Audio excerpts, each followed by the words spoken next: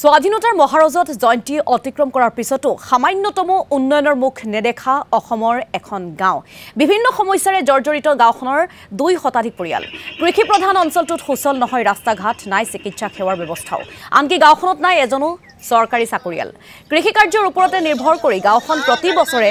বৰলিয়া আৰু বাল্টি নদীৰ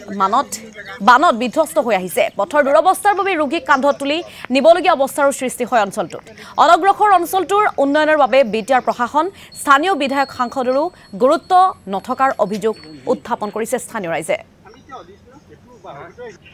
আমাৰ এই যি জনজীৰ্ণ দুৰৱস্থা হৈ আছে বা বাট দলং মানে ধৰক বাঁহৰ দলং বছৰে বছৰে আমি ধৰক দিব লাগে বছৰত 3 বা 4 বাৰ আমি ঠিক কৰোঁ ৰিপেয়াৰিং কৰোঁ তাৰোপৰি ধৰক ৰাস্তা ঘাট একেবাৰে বেয়া যিমান জনপ্ৰতিনিধি আছে প্ৰত্যেক ইলেকশ্যনৰ আগে আগে আমাক ধৰক টোপ দিয়ে তো ৰাস্তা বনাম ঘাট বনাম আমাৰ ভোটটো আমাক লাগে তো তেনেকুৱা কৰি আছে বছৰে বছৰে আহি আছে যাই আছে তো এতিয়ালৈকে আমাৰ আপোনালোকে দেখিছে ৰাস্তা দলং বহুত মানুহ স্কুলৰ ল'ৰা ছোৱালী সেইখন স্কুল আছে এলপি স্কুল জনতা এলপি স্কুল সিপাৰে এখন আছে বৰবালিয়া এলপি স্কুল তো কমিউনিকেশ্যন একেবাৰে বেয়া ধৰক যদি আমাৰ পেচেণ্ট ডেলিভাৰী হয় বা আপোনাৰ কিবা বেমাৰ হয়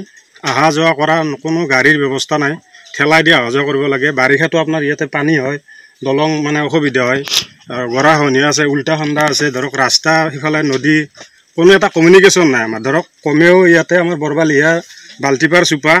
ইয়াতে কমেও আপোনাৰ